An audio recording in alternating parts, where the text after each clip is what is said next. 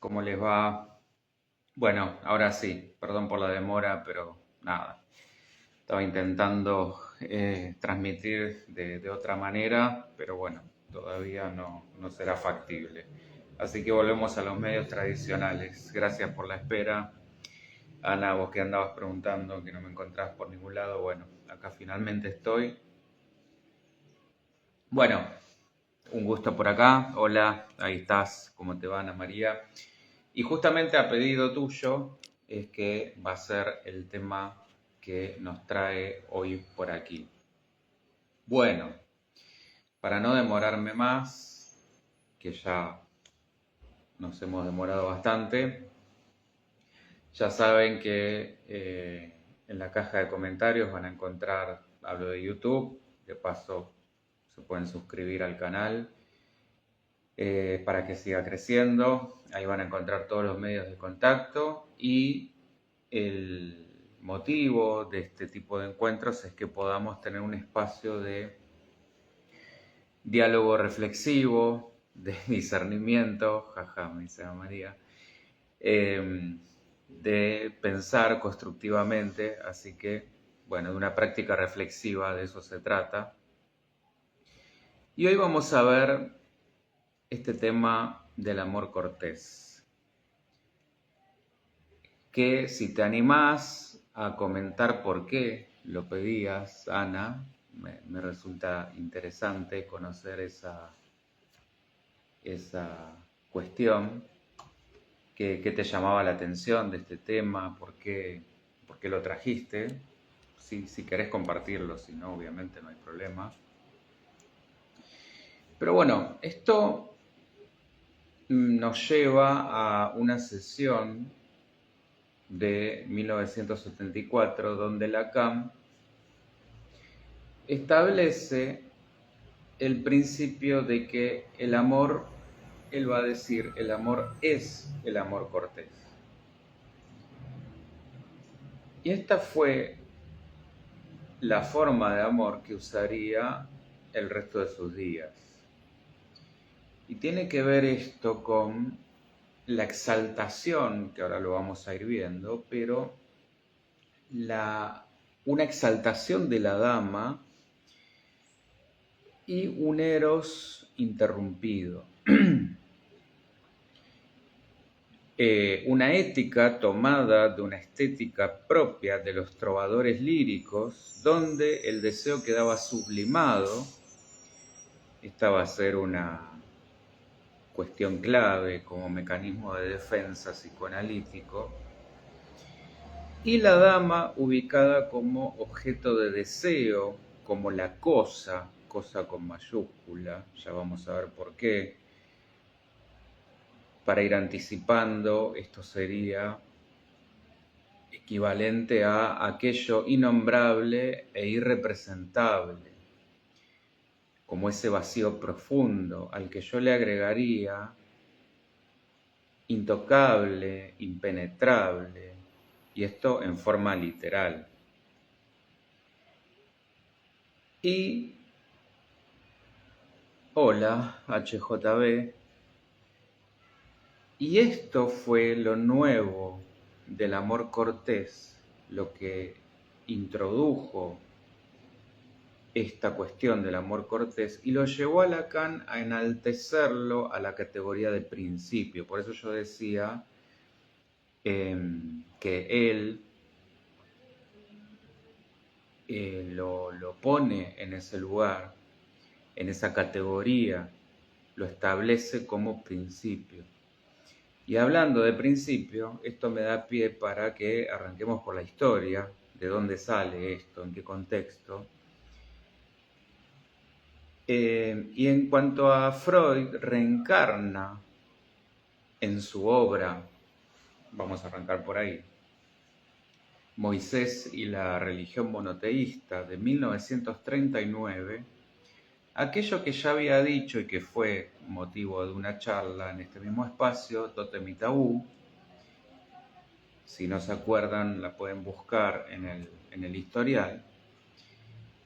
Pero en ambas obras lo que vamos a encontrar como hilo conductor es el asesinato del padre originario y el retorno de la figura simbólica del padre como tradición religiosa para expresar ese sentimiento de culpa. Freud ahí sitúa lo que podemos entender como el origen de la civilización, la cultura y la moral, ni más ni menos, todo eso. Y donde la función significante y estructuradora del nombre del Padre va a empezar a tomar sentido. Un Padre que ya aparece sublimado, como dije recién, en la forma de religión, después de este trauma primordial, una sublimación que es tanto externa, pero también interna en el sentido de una elaboración mental.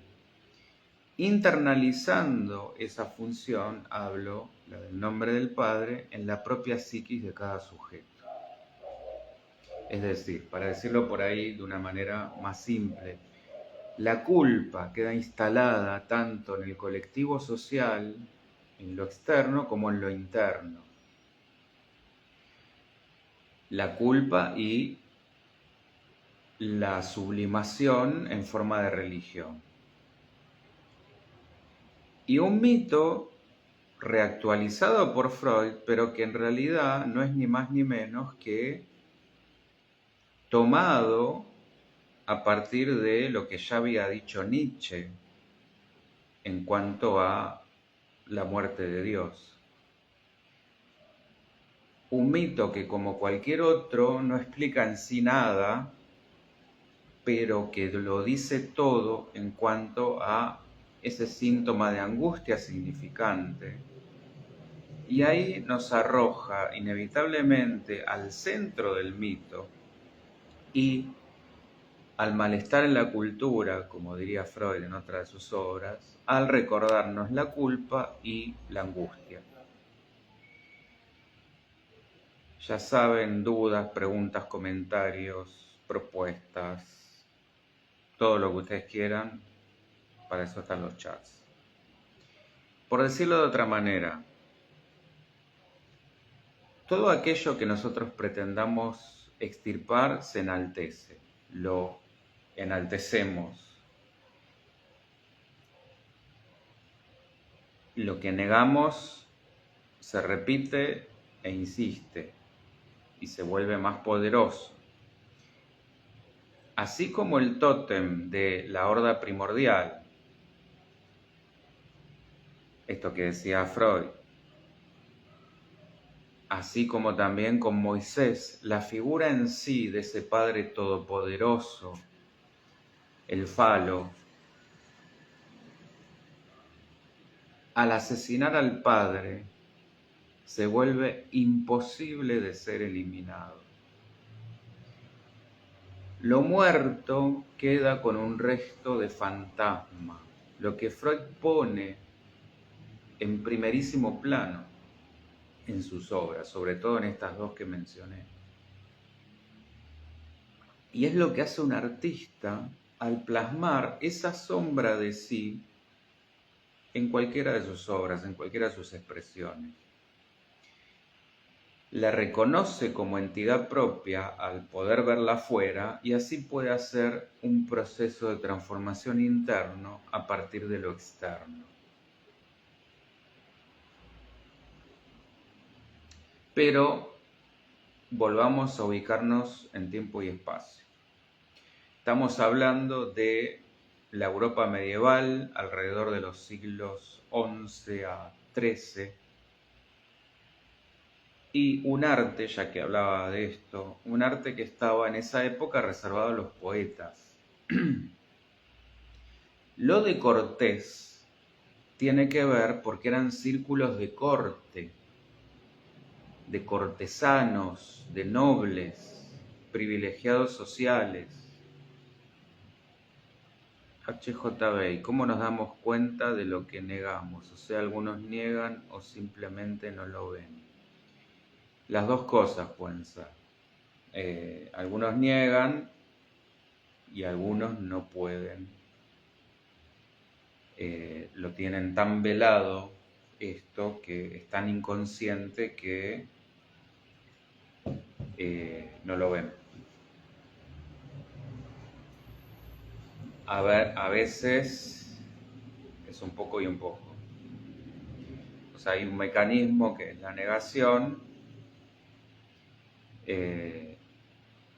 A veces uno también conscientemente opta por negar, porque es tanto el dolor que prefiere distraerse. Y ahí es cuando viene el síntoma, es decir, cuando el cuerpo termina diciendo lo que uno no quiere decir a través de otras cosas, a través de la palabra. Bueno, para eso está una terapia. Entonces yo decía, lo de Cortés tiene que ver con las cortes, con esta nobleza. Y estamos hablando de una escolástica de amor desdichado. Fíjense de dónde viene ya esta cuestión de los dramas amorosos. Con la mujer que era en ese momento mercancía de la voluntad del más poderoso. Este amor cortés era un ejercicio entonces poético de ideales, especialmente el ideal de la dama. Bueno, se me cortó la transmisión en Facebook. Vuelvo, no sé qué pasó. Ahí vuelvo, perdón. Ahí estoy de vuelta.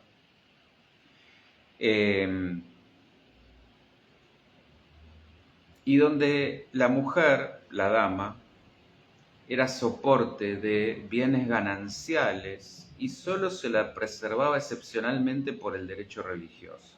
Es decir, lo único que la podía salvar era alguna cuestión religiosa.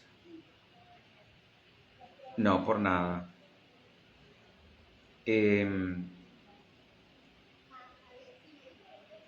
Y yo decía que esta forma de amor era un ejercicio poético de ideales que no se correspondían en absoluto con lo que pasaba, pero que fueron conformando la estructura sentimental del hombre hasta nuestros días, como significante. Por eso yo decía esta cuestión de que desde ahí venimos arrastrando estos dramas amorosos. La separación del eros de la psique, he hablado ya de ese famoso mito, es tan vieja como justamente nos cuenta la historia. Y es un relato desgraciado que se lo pretende adornar de aparentes valores espirituales que Nietzsche usaría para justificar la muerte de Dios.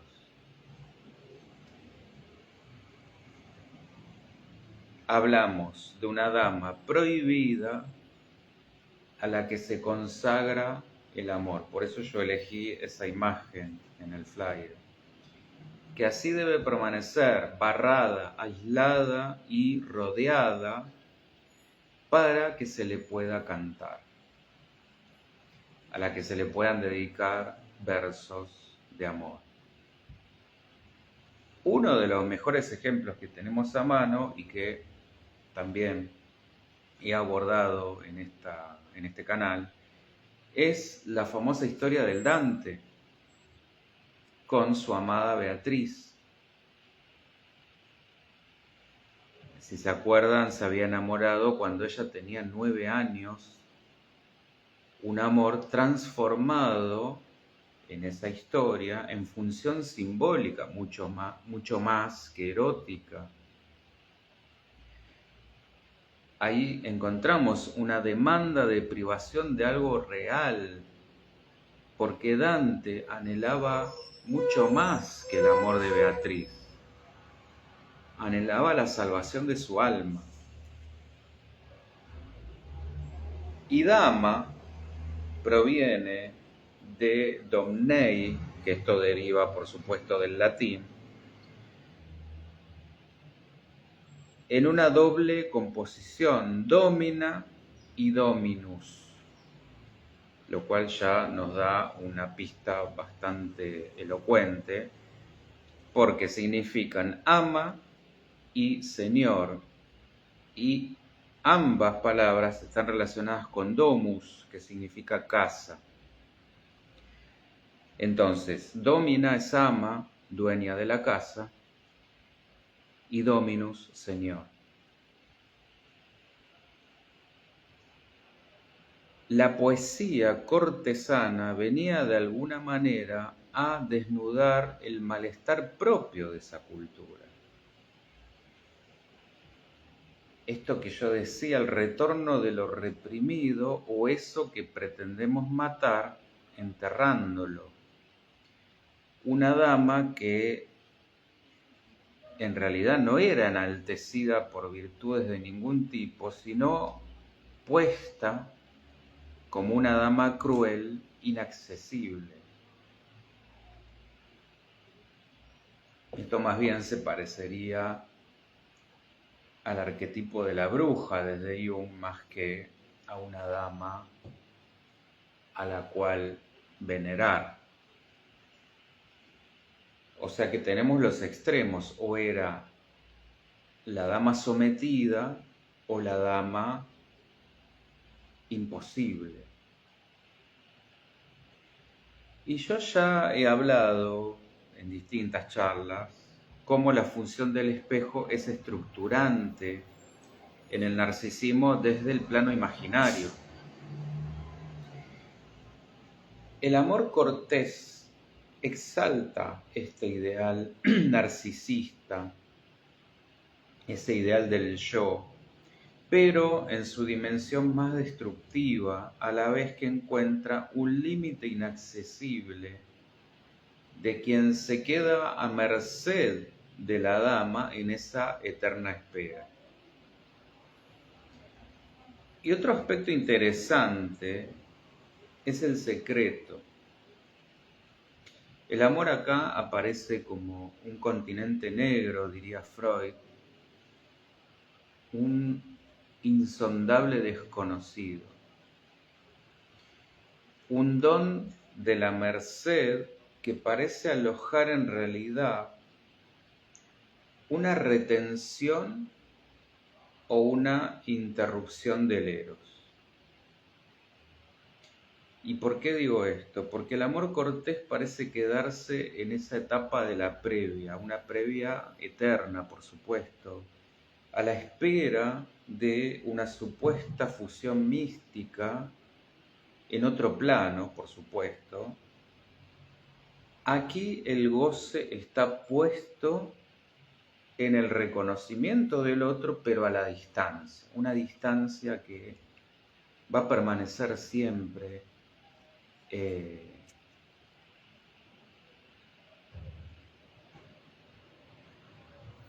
siempre distante, valga la redundancia. Ana María, el tema era que la mujer era esposa de su marido y dama para otro u otro. Sí, te me estás adelantando. Ahora vamos a llegar a eso.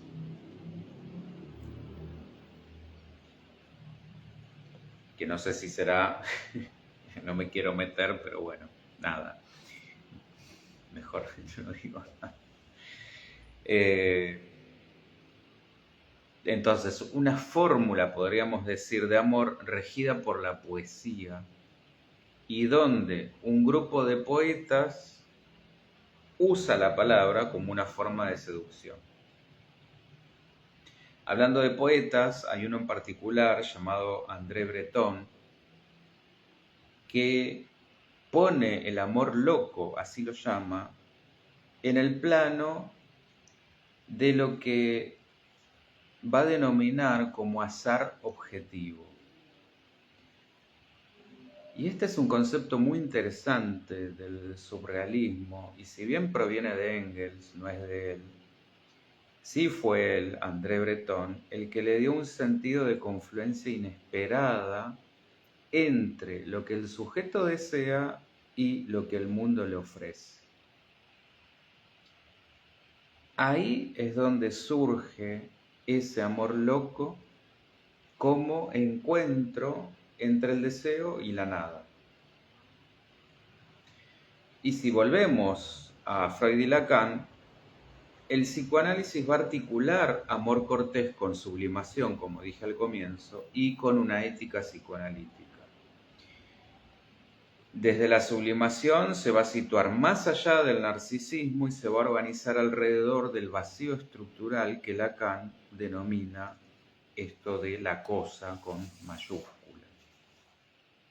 Freud lo va a ubicar como paradigma de la sublimación ya en 1905, en el sentido de desvío de la pulsión sexual hacia metas no sexuales que potencian los logros culturales. Esto también, dicho de una manera más sencilla, es darle a la pulsión sexual, vamos a decir, una salida más noble o mejor aceptada socialmente, como más enaltecida o más espiritual. Y Freud va a subrayar la tensión entre la sublimación, el ideal del yo, es decir, aquel que deseo ser, y el amor. Porque el objeto amado puede ocupar el lugar del ideal del yo, lo que va a mezclar procesos distintos. El ideal del yo, como sustituto del narcisismo perdido, puede incitar sublimación, pero no garantizarla. La sublimación, en otros términos, concierne a la pulsión, la idealización, en cambio, al objeto.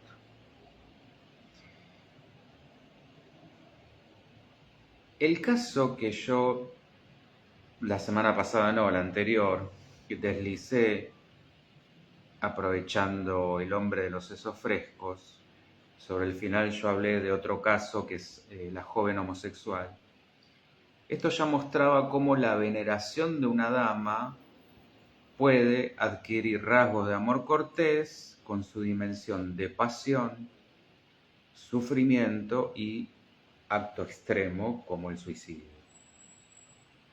Bueno, Lacan va a decir en su seminario 7 de 1959-1960 que sublimar es elevar un objeto a la dignidad de la cosa. Hay un núcleo de extimidad, así lo va a decir Lacan. Esto es cuando algo que es íntimo se proyecta hacia afuera o al revés. Cuando lo privado se hace público o viceversa. Hay algo de ese orden que está ligado al prójimo originario. Por supuesto, esto está relacionado con la madre como lugar de goce perdido. Se encuentra más allá del principio de placer. No es objeto bueno ni malo, sino una alteridad radical. Y ante su inminencia, el sujeto experimenta desamparo.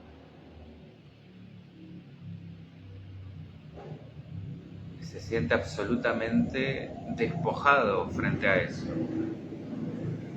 Y donde la ética psicoanalítica lo que hace es mantener a esa cosa velada, rodeándola sin confrontarla en forma directa, evitando así un goce que sería devastador, totalmente desestructurante para el sujeto. El amor cortés va a transformar el lugar de la mujer en la cultura cristiana. La invención de la dama como objeto colectivo. Y esto se va a caracterizar por la exaltación de este amor desgraciado. La dama siempre dice que no. Hay una relación de vasallaje con el caballero con obstáculos permanentes, donde se ama más la ausencia que la presencia. El amor feliz acá no tiene historia. y donde el objeto del amor es secundario, lo central es amar la pasión misma, amar la desgracia. Se experimenta como más real que la vida ordinaria, más allá del bien y del mal. Lacan lo va a definir como invención que suplanta la inexistencia de relación sexual, sosteniendo un vacío mediante obstáculos. ¿Se va entendiendo más o menos? En línea con la sublimación de Freud, esta invención del objeto dama, yo decía que toma un valor colectivo y cultural. La sublimación no se limita a las sanciones sociales, sino al fantasma que sostiene el deseo. Como no existe satisfacción original, toda satisfacción es sustitutiva. Toda sublimación implica desviación de la meta sexual, como ya lo he dicho. Y donde esta ética psicoanalítica se va a oponer a la ética clásica, porque para Aristóteles la felicidad era el fin supremo. En oposición, Lacan habla de una ética del goce, estableciendo una relación entre el goce como esa ganancia extra que el sujeto busca más allá del placer, y una ética del deber, esto lo hablaba Kant, que sacrifica ese goce en nombre de la ley universal. En otras palabras, esto es como el deseo y el significante ponen un límite al goce, permitiendo al sujeto sostenerse bajo el principio de realidad y que no sea un sacrificio, que claramente es lo que estamos viendo con el amor cortés, porque ha fallado el significante desde esta forma de sufrir gozosa. La dama, como representación de la cosa, está vacía de sustancia real, inaccesible. Ana, ¿me explicás cómo es eso de que se valorizó así más a la mujer transformándola en comunitaria? Sería así como dama. Sí, a ver, lo de valorizó, entre comillas, ¿no? Porque se la puso, ahora igual lo vamos a seguir viendo, en un lugar justamente de inaccesibilidad.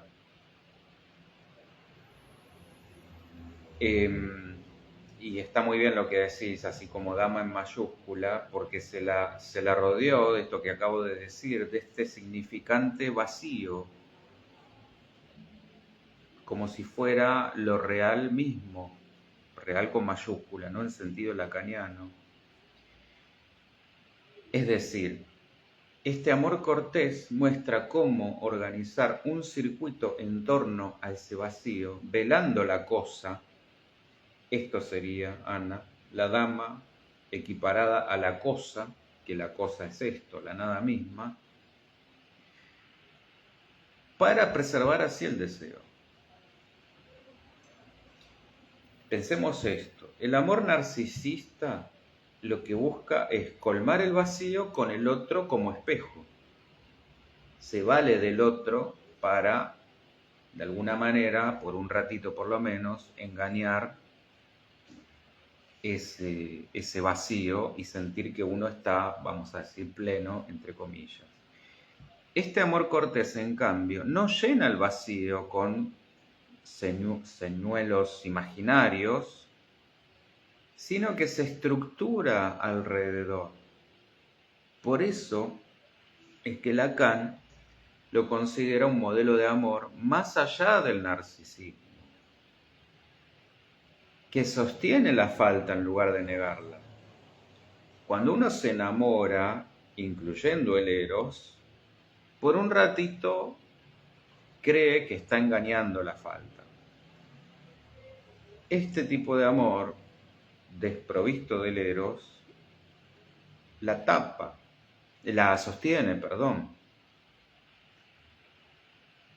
El amor cortés constituye para Lacan el ejemplo más depurado de sublimación. Eleva, como dije, a la dama a la dignidad de la cosa. Organiza el deseo en torno a un vacío sin pretender colmarlo. ¿Se entiende ahí? Vamos a ir haciendo una suerte de ordenamiento. Este llamado amor cortés tiene lugar entre los siglos XI y XIII, plena época feudal, corresponde a un grupo de poetas y cantores que se llamaban trovadores, esto es, en Francia y Alemania especialmente, con menor influencia en España e Inglaterra. Le cantaban a la dama. A menudo, como bien vos decías, Ana, que te anticipabas, a menudo inaccesible porque era esposa de otro, por lo que su canto era una forma de subversión al matrimonio. No es un amor platónico, porque el trovador espera de la dama la merced, que esto va a quedar siempre bajo un manto de enigma. ¿Qué es esta cuestión de la merced? Lacan va a decir que no se pone en juego el don del amor, sino el dominio de la dama, que queda en ese lugar privilegiado, señora de una ley antojadiza e insaciable. Se trata de un amor insatisfecho y esperanzado.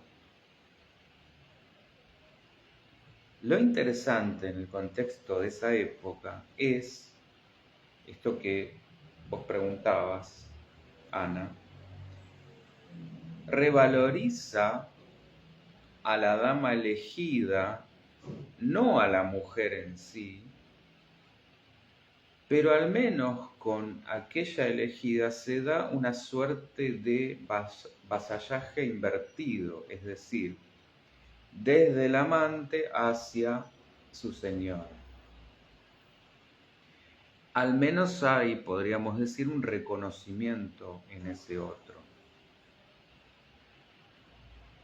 Y Lacan esto lo va a vincular a los cátaros, que yo los había mencionado, si recuerdan, en la charla de la Gran Tartaria.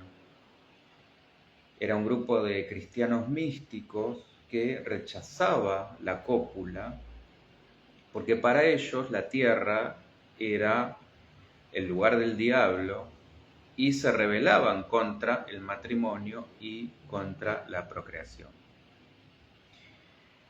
Se tenían que apartar de todo materialismo, de toda forma de materialismo. Pero Lacan va a reinterpretar que el mal no está solamente en la carne, sino en lo que él va a llamar la anatomía de la vacuola. Bueno, Lacan con estas cosas rebuscadas, ¿qué es esto? Este es un término tomado de la biología que él lo lleva hacia el lado psicoanalítico y filosófico. Pero lo va a reintroducir como fundamental para entender la sublimación. Que en biología esto que es un orgánulo celular que almacena sustancias o elimina desechos. Bueno, él la va a restituir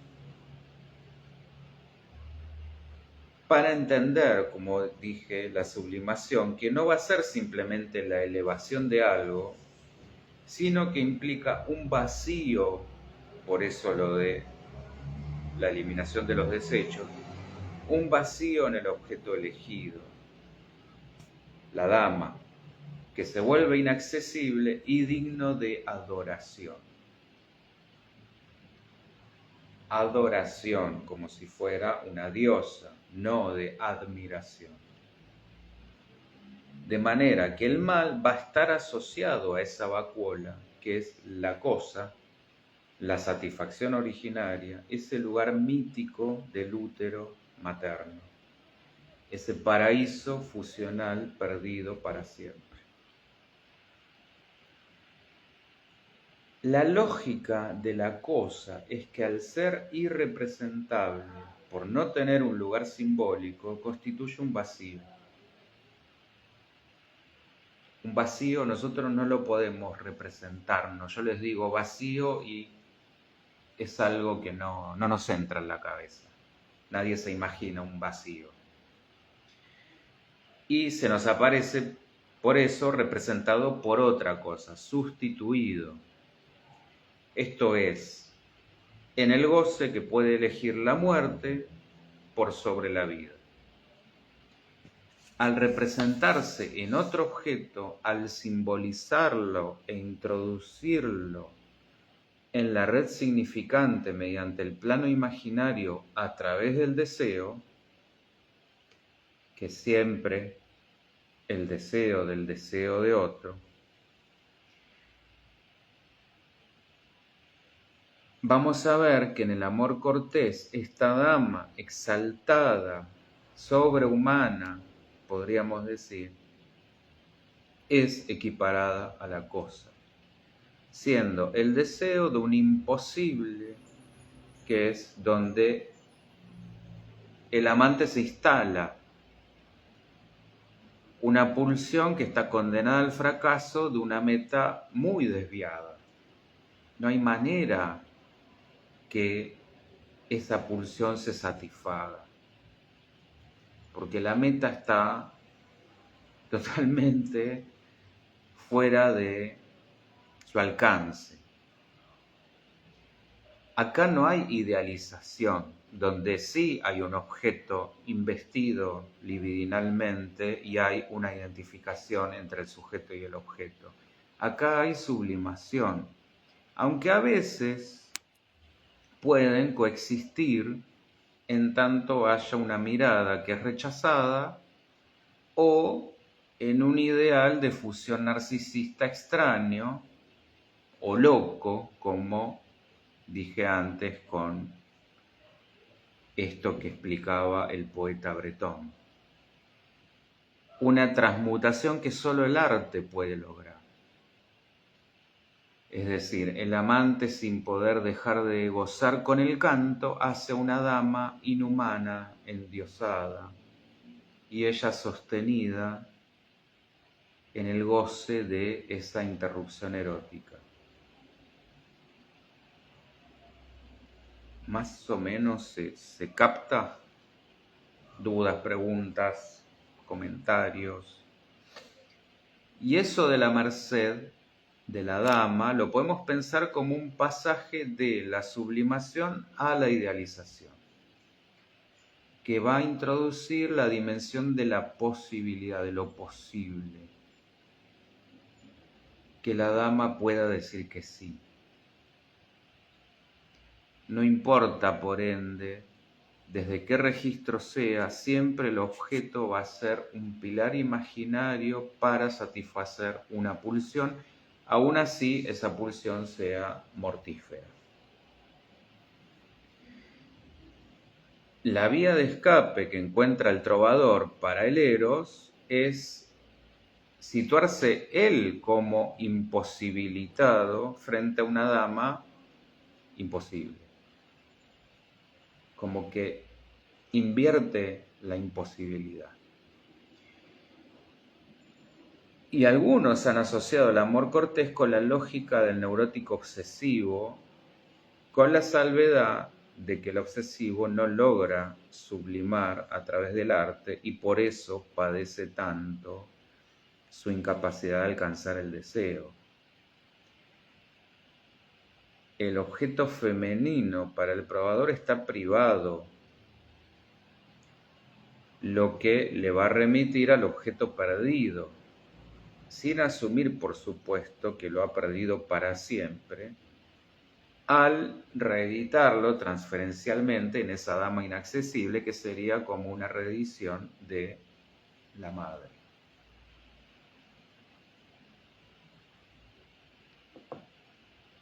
El goce del trovador queda en la eterna espera, la fe en un eterno retorno de lo perdido ha quedado fijado en la nostalgia propia del neurótico obsesivo, esperando reencontrarse con el paraíso a través de la ascesis y sublimando el goce en el arte. Va a encontrar el trovador en esas palabras poéticas la forma de modelar el significado del mundo y darle un sentido. La deserotización de la dama es evidente al no haber personalismos o referencias a cualidades físicas. Esto que decía, creo que también lo dijiste vos, Ana, la dama parece ser una sola, hablamos de la dama. No hay referencias a cualidades físicas, morales, espirituales, las que sean. Es la dama, como si fuera un arquetipo. La madre, entonces. Y sí, caemos siempre ahí.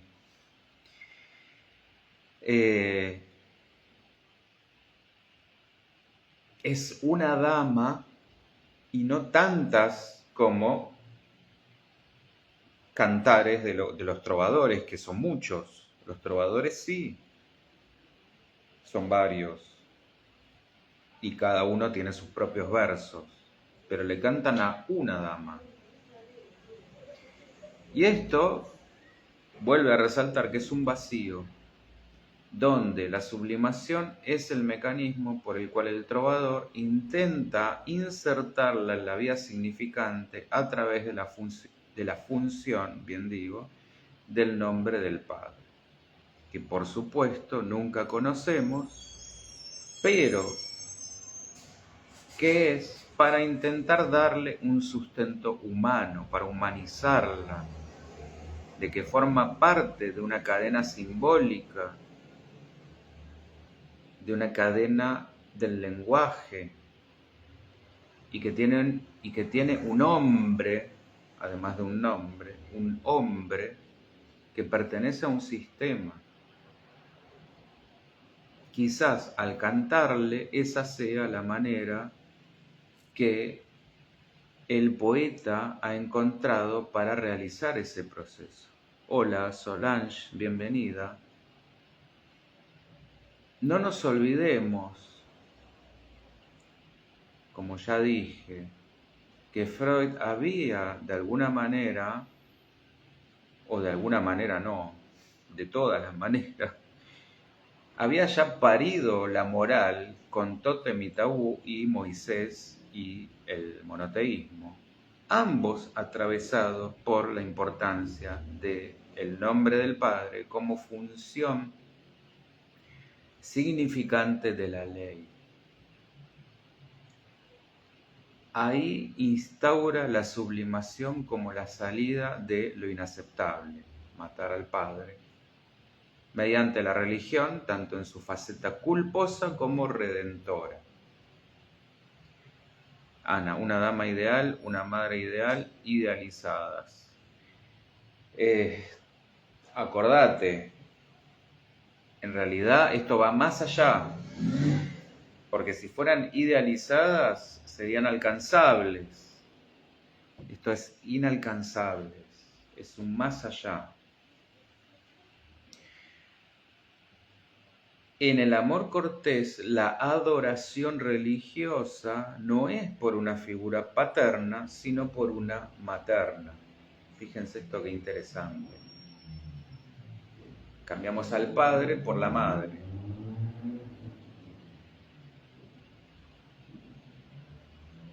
Quizás sea una manera de compensación. Para Lacan lo que opera es una deformación, porque si bien el deseo siempre da rodeos para satisfacerse, asumiendo el principio de realidad por sobre el principio de placer, en este caso lo entiende como un rodeo sobre una transgresión del deseo, un más allá del principio de placer que termina siendo goce destructivo. ¿Qué espera cada quien? El trovador y la dama, el hombre y la mujer. Bueno, quizás sus propias respuestas frente al temor de la castración. Sabemos por Freud que no es igual para el varón y la niña, Lacan dirá otro tanto, pero la falta los atraviesa a todos, nos atraviesa a todos, no hace diferencias anatómicas. Pero sí es cierto que el órgano masculino no puede gozar sin límite. En eso es diferente y es exclusivamente fálico. En la mujer, lo fálico, en este caso, aparece siendo la mujer para un solo hombre. Que desde ya que esto no tiene nada que ver con la condición femenina. Pero en el tipo de amor cortés, primero está la castración de él y después viene la de ella, porque sería su mujer, o bien ya es la mujer de otro, pero en cualquiera de los casos, de un hombre y no de todos los demás. El falo sería su hombre y el temor a perderlo. A lo que voy es que ambos recorren la castración a partir del padre simbólico como ley o en la creencia de que no ha habido goce primordial. Esto significa que se asume el mito de una unidad originaria. Tradúzcanlo esto al mito de la completitud de las almas gemelas, a una comunión fusional con Dios o en un ideal de goce puro previo al lenguaje y la simbolización, a la fusión uterina.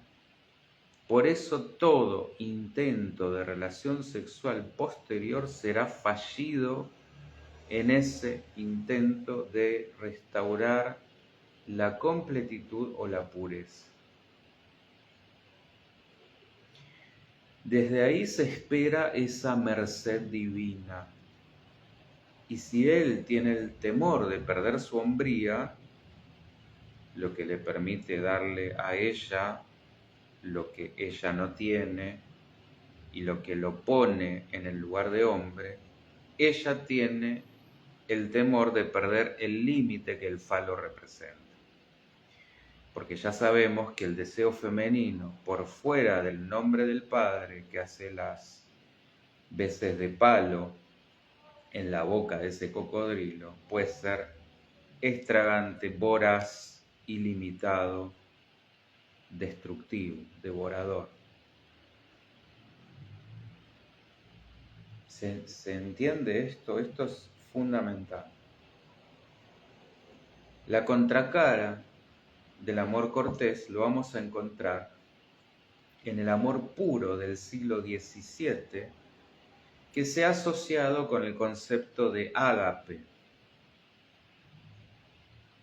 Aristóteles nuevamente fue quien separó las formas de amor en eros, ágape y filia.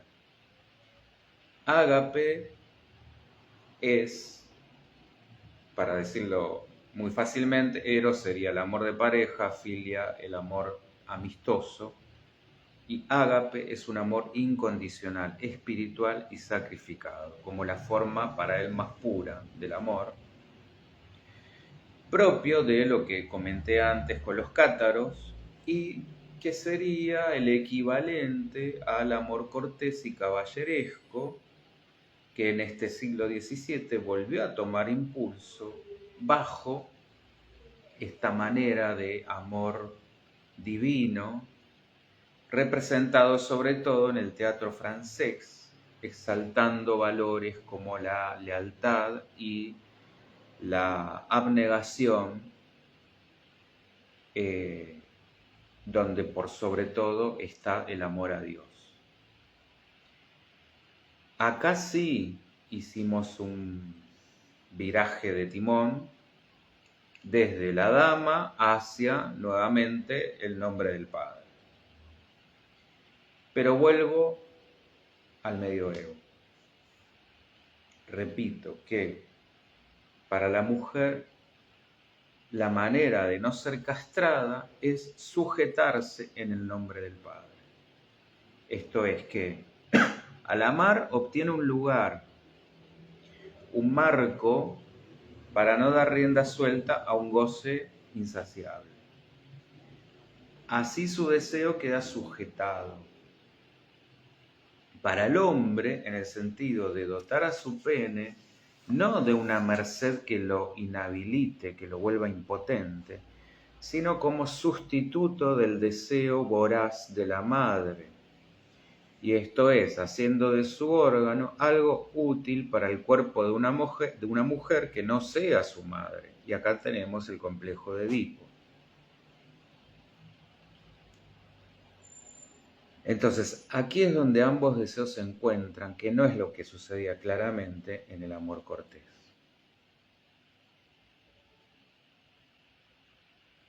Y no es azar de ningún tipo, ni objetivo, ni este que proponía, ni objetivo, digo, el que proponía Breton, ni otro de ningún tipo, que Cortés se emparente con cortejo, que viene del italiano corteggio y de corte, por la corte de un monarca. Y si me permiten jugar con las palabras, podemos relacionarlo también con el corte de la castración y el corte que aplican los lacanianos en sus sesiones. El cortejo de la corte eran las personas que acompañaban al rey y buscaban ganarse su reconocimiento. Esto, si lo llevamos al plano amoroso, es lo mismo que sucede para conquistar el corazón de la persona amada. Uno la corteja. Bueno, a estos poetas quizá les hubiera faltado la pasión de los guerreros. ¿Se acuerdan que filosóficamente como que antes se dividía muy claramente entre los filósofos, los poetas, los guerreros y los artesanos? Quizá les hubiera faltado la pasión guerrera para sustentar el dicho, que supongo que ha venido después, de que lo cortés no quita lo valiente. ¿Está? ¿Dudas, preguntas, comentarios, algo que haya quedado en el tintero? ¿Se ha entendido, Ana? ¿Te ha servido?